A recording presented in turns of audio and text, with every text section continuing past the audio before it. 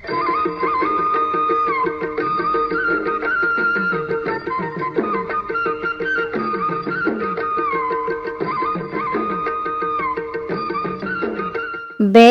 కథ. విధి నిర్ణయం. పట్టువిడవని విక్రమార్కుడు చెట్టు వద్దకు తిరిగి వెళ్ళి శవాన్ని దించి భుజాన వేసుకుని ఎప్పటిలాగే శ్మశానం కేసి మౌనంగా నడవసాగాడు. అప్పుడు శవంలోని బేతాళుడు, రాజా, ఈ రాత్రి నీవు పడే ఈ శ్రమ అంతా విధి నిర్ణయమని నాకు తోస్తోంది. ఎంత విడ్డూరమైనప్పటికీ విధి నిర్ణయం జరిగే తీరుతుంది కదా. ఇందుకు నిదర్శనంగా కశీపుడనే మ్లేచ్ఛ రాజకుమారుడి కథ చెబుతాను విను అంటూ ఈ విధంగా చెప్పసాగాడు. పూర్వం సముద్ర తీరాన ఒక మ్లేచ్ఛ రాజ్యం ఉండేది. దానికి కశీపుడనేవాడు రాజయ్యాడు. అతని యువకుడు. సముద్రయానం అంటే అతనికి చాలా ప్రీతి. సముద్రంలో అనేక దీవులు అతని పరిపాలన కింద ఉండేవి. ఒకసారి అతనికి దీవులన్నీ చుట్టబెట్టి రావాలన్న కోరిక కలిగింది. అందుకుగాను 10 నౌకలను ఆయత్తం చేయించాడు. నెల రోజులకు సరిపడే ఆహార పదార్థాలు వగైరా వాటిలో నింపాడు. నౌకలు కదిలాయి.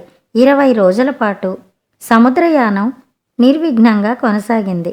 ఆ తర్వాత ఒక రాత్రి ప్రళయమైన జుంజుమారతం ప్రారంభమై తెల్లవారేదాకా వీచింది. ఈ గాలి సమసిపోయి తెల్లవారేసరికి నౌకలు ఒక అపరిచితమైన దీవిని చేరుకున్నాయి. ప్రయాణికులు అక్కడ దిగి భోజనాలు చేసి తిరిగి ప్రయాణించారు. కానీ వారికి ఎటు వెళ్లాలో తెలియలేదు. 20 రోజులు దిక్కు తెలియకుండా ప్రయాణించాక వారు గొప్ప ప్రమాదానికి గురి అయ్యారు. వారి నౌకలు అయస్కాంత పర్వతం గల దీవికి సమీపంగా వచ్చాయి. ఈ అయస్కాంత పర్వతం సమీపానికి వచ్చిన నౌకలు భగ్నమై తీరుతాయి. నౌకల్లో ఉండే ప్రతి ఇనప వస్తువును పర్వతం ఆకర్షించేస్తుంది. పర్వతం నిండా ఇలాంటి ఇనప వస్తువులున్నాయి. కశీపుడి నౌకలకు ఇదే గతి పట్టింది. అతని నౌకలన్నీ సముద్రంలోనే విచ్చిపోయాయి. నౌకల్లో వాళ్ళందరూ సముద్రం పాలయ్యారు. ఒక్క కశీబుడు మాత్రం అదృష్టవశాత్తు ఓడ తాలూకు కొయ్యపలక ఒకటి పట్టుకుని దీవికేసి ఈది బడలికతోనూ ఆయాసంతోనూ ఇసగలో పడి నిద్రపోయాడు. అప్పుడు అతనికి ఒక వింత కల వచ్చింది. ఆ కలలో అతను తాను నిలబడి ఉన్న చోట ఇసుకలో తవ్వేసరికి గజం లోతున ఒక విల్లు, బాణము దొరికాయి. అతను వాటిని తీసుకుని తల ఎత్తి చూస్తే అయస్కాంత పర్వత శిఖరం పైన ఒక ఎత్తైన దిమ్మ, దానిమీద నిలబడిన ఒక యోధుడి విగ్రహము కనిపించాయి. అతను విల్లుతో బాణాన్ని ఎక్కుపెట్టి యోధుడి పాదాలకు గురిచేసి కొట్టేసరికి ఆ విగ్రహం కాస్త సముద్రంలోకి పడిపోయింది. తర్వాత ఎవరో వింత వ్యక్తి ఒక తెప్పతో వచ్చాడు. తాను అతనితో మాట్లాడక ఆ తెప్పలో ఎక్కి కూర్చున్నాడు. కశీపుడు ఈ కల నుంచి అకస్మాత్తుగా మేలుకుని తాను ఉన్న చోట ఇసుక తవ్వి చూశాడు. నిజంగానే అతనికి ఒక విల్లు, బాణము దొరికాయి. తల ఎత్తి చూస్తే కొండ శిఖరాన యోధుడి విగ్రహం కనిపించింది. అతను బాణంతో ఆ విగ్రహాన్ని సముద్రంలోకి పడగొట్టాడు. తర్వాత కొంతసేపటికి ఒక మనిషి ఒక తెప్ప వేసుకుని వచ్చాడు. కశీపుడు మాట్లాడక ఆ తెప్పలో ఎక్కి కూర్చున్నాడు. తెప్పవాడు తెప్పను సముద్రం మీదుగా తీసుకుపోసాగాడు. ఈ ప్రయాణం చాలాసేపు సాగింది. అంతసేపు కశీపుడు ఆ తెప్ప నడిపేవాడికేసి ఆశ్చర్యంగా చూశాడు. ఎందుకంటే వాణ్ణు తాను అది వరకు ఎక్కడో చూశాననిపించింది. ఎంత ఆలోచించినా సరిగా జ్ఞాపకం రాలేదు. ఇంతలో తెప్ప మరొక తీరాన్ని చేరవచ్చింది. ఆ సమయంలో కశీపుడికి ఆ మనిషిని ఎక్కడో చూసినట్టుండడానికి కారణం తట్టింది. వాడు ముమ్మూర్తుల కొండమీది విగ్రహంలాగే ఉన్నాడు. అయ్యా, నీవెవరవు? నీకు ఆ కొండమీది విగ్రహానికి ఏమిటి సంబంధం అని కశీపుడు మంచిగానే అడిగాడు. వెంటనే ఆ మనిషి తెడ్డు వెయ్యటం ఆపి కశీపుణ్ణి అవలీలగా 2 చేతులా ఎత్తి సముద్రంలోకి గిరవాటు వేశాడు. కశీపుడు మళ్ళీ నీటిపైకి తేలి చూసేసరికి తెప్పజాడలేదు. తీరం అంత దూరాన కనిపిస్తూనే ఉన్నప్పటికీ అతను దాని దగ్గరికి ఈదుకుపోయేసరికి చాలాసేపు పట్టింది. అప్పటికి చీకటి పడింది. అతను తన తడిబట్టలను విప్పి నేలపై ఆరవేసి అక్కడే నిద్రపోయాడు. అతను తిరిగి తెల్లవారి లేచి ఆరిన బట్టలు ధరించి ఆ ప్రాంతమంతా కలయి తిరిగి అది చాలా చిన్న దీవి అని, అక్కడ తాను తప్ప మరొక నరప్రాణి లేదని తెలుసుకున్నాడు. నేను సముద్రం నుంచి ప్రాణాలతో బయటపడింది ఈ నిర్మానుష్యమైన దీవిలో దిక్కులేని చావు చావటానికేనా అని అనుకుంటూ ఉండగా అతనికి సముద్రం మీద ఒక పడవ కనిపించింది. ఆ పడవ అతనున్న దీవికేసే వస్తూ ఉండడం గ్రహించి కసీబుడు ఒక పెద్ద చెట్టు ఎక్కి ఆకుగుబుర్ల చాటున దాగి ఏమి జరుగుతుందో గమనించసాగాడు. అతను చూస్తుండగానే పడవ తీరాన్ని చేరి లంగరు దించింది. 10 మంది పనివాళ్లు పార తీసుకుని వచ్చి దీవి మధ్య ఏవో గుర్తుల కోసం వెతికి ఆ గుర్తులను బట్టి ఒక చోట తవ్వారు. కొంతసేపటికి తవ్వటం పూర్తి చేసి ఒక మూతరాయి పైకి తీశారు. తర్వాత వారు పడవ వద్దకు తిరిగి వెళ్ళి నెత్తిమీద తట్టలు మూటలు పెట్టుకుని రొట్టెలు, పళ్ళు, బట్టలు, ఇంకేవేవో పదార్థాలు తీసుకువచ్చి తాము తవ్విన కంతగుండా భూగర్భంలో చేర్చారు. చిట్ట చివరకు ఒక ధనికుడైన వృద్ధుడు ఒక పసికుర్రవాణ్ణి వెంట పెట్టుకుని వచ్చాడు. ఆ కుర్రవాడు చూడటానికి ఎంతో అందంగా ఉన్నాడు. పాలుగారేవాడి ముఖం పూర్ణ చంద్రుడిలాగుంది. వృద్ధుడు ఆ కుర్రవాడితో సహా కంతలోకి దిగిపోయాడు. తర్వాత ఆ వృద్ధుడు ఒక్కడే పైకి వచ్చి తన నౌకర్లకు ఏదో ఉత్తరవిచ్చాడు.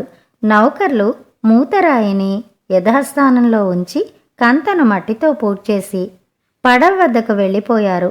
పడవ సముద్రం మీద బయలుదేరిపోయింది. తన కళ్ళెదుట జరిగిన ఈ అన్యాయం చూసి కసీబుడు మండిపడ్డాడు. ముక్కుపచ్చలారని ఆ పసివాణ్ణి మోసగించి ఈ నిర్జనమైన దీవికి తెచ్చి వాణ్ణి ఇక్కడ సజీవంగా పూడ్చిపెట్టి వెళ్ళిపోయిన ఆ వృద్ధుణ్ణి అతను శపించాడు. ఆ కుర్రవాడికి బతికే యోగం ఉండబట్టే ఇంత ఘోరం జరిగినప్పుడు తాను ఈ దీవిపై ఉండడం జరిగిందని అతను అనుకున్నాడు. పడవ బయలుదేరగానే అతను చెట్టు దిగి వచ్చి పనివాళ్లు కప్పిన మట్టిని ఎలాగో తొలగించాడు. మూతరాయి చాలా బరువుగా ఉండటం చేత దాన్ని ఎత్తడం చాలా కష్టమైంది. అయినప్పటికీ లోపల సమాధి అయిన కుర్రవాడిపై జాలి కొద్దీ కసీపుడు లేని శక్తి తెచ్చుకుని ఆ రాయి ఎత్తాడు. దాని అడుగున అతను ఊహించినట్టే ఒక మాళిగ ఉంది. దానిని ఎవరో చాలా కాలం క్రితమే సమస్త సౌకర్యాలతోనూ సదుపాయాలతోనూ కట్టారు. దాని నిండా ఇప్పుడు కూలీలు తెచ్చిన వస్తువులు ఎక్కడ ఉండవలసినవి అక్కడ వీలుగా అమర్చి ఉన్నాయి. చీకటి లేకుండా దీపాలు వెలిగించి ఉన్నాయి.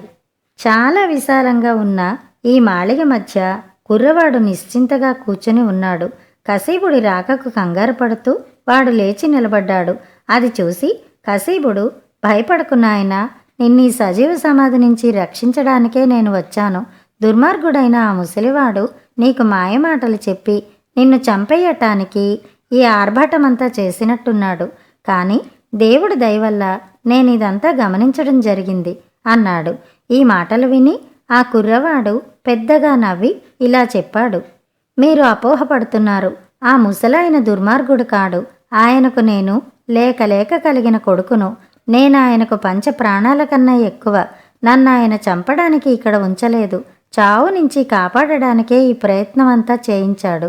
నేను పుట్టినప్పుడే నాకొక రాజు చేతిలో గండం ఉన్నదని, అయస్కాంత పర్వతం పైన ఉండే విగ్రహం పడిపోయినా 40 రోజుల్లోగా ఆ విగ్రహాన్ని పడగొట్టినవాడే నన్ను చంపుతాడని దైవజ్ఞులు చెప్పారు. అందుచేత నేను పసిగందుగా ఉండగానే నా తండ్రి ఈ నిర్జనమైన దీవిలో ఈ మాళిగ తయారు చేయించి పెట్టాడు. అయస్కాంత పర్వతం మీద విగ్రహం పడిపోయినట్టు తెలియగానే నన్ను ఇక్కడికి చేర్చారు. ఈ 40 రోజులకు నాకు సరిపడే అన్ని వస్తువులు ఇక్కడ ఉన్నాయి. ఆ తర్వాత మా వాళ్ళు వచ్చి నన్ను తీసుకుపోతారు. ఈ 40 రోజులు ఒంటరిగా గడపాలే అన్న విచారం ఒకటే నన్ను బాధిస్తూ వచ్చింది. మీరు దైవికంగా వచ్చారు గనక ఆ బాధ కూడా ఉండదు అన్నాడు. ఆ కుర్రవాడు చెప్పిన ఈ మాటలు విని కసీబుడు నివ్వెరపోయాడు. ఆ కుర్రవాడికి తన వల్ల ప్రాణాపాయం ఎలా వస్తుందో అతను ఊహించలేకపోయాడు. ఎందుకంటే వాణ్ణి చూసిన క్షణం నుంచి అతనికి ఎలాంటి వాత్సల్యం కలిగిందంటే వాడి ప్రాణానికి తన ప్రాణం బలి చెయ్యవలసి వచ్చినా కసీబుడు సిద్ధంగా ఉన్నాడు.